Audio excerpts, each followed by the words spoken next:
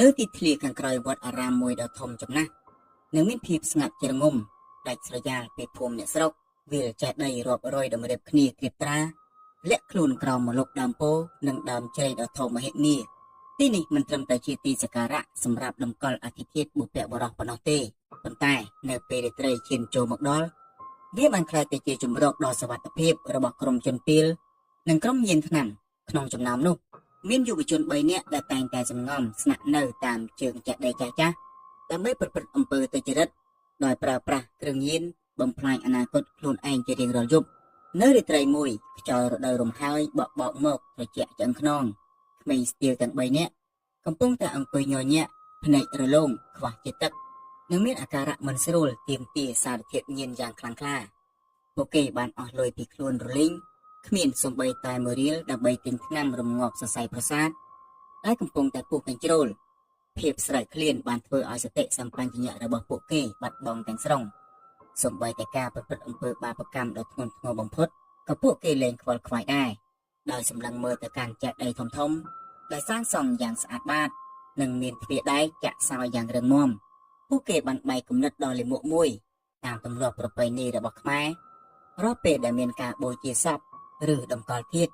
កូនចៅតែងតែដាក់ប្រកាសមាសពេជ្រឬវត្ថុមានតម្លៃមួយចំនួនចូលទៅក្នុងកោដ្ឋលាយឡំជាមួយនឹងឆ្អឹងធាតុ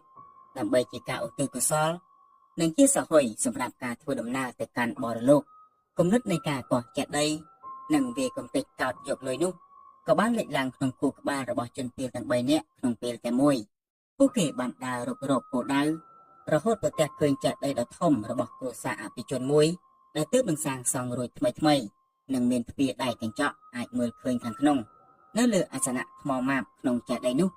មានតម្កល់កោដ្ឋធ្វើពីលង្ហិននិងកោដ្ឋពកសាឡានជាច្រើនដែលបញ្ជាក់ថាជាទីកន្លែងជប់ជុំនៃអធិធាតុបុព្វបុរសច្រើនចំនួនតាំងពីដូនតារហូតដល់កូនចៅចំនួនក្រោយ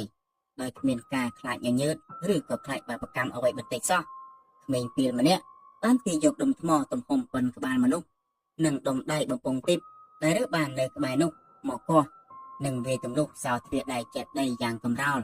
សំឡេងបំបែកសោនិងការរុញទ្វារដែកឲ្យរបើកបានបន្លឺឡើងកាត់ភាពស្ងប់ស្ងាត់នៃរាត្រី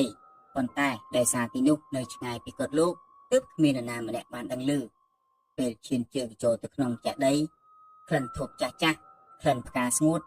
និងក្លិនដីសើមបានភាយមកប៉ះច្រមុះរបស់ពួកគេប៉ុន្តែពួកគេមិនខ្វល់ឡើយ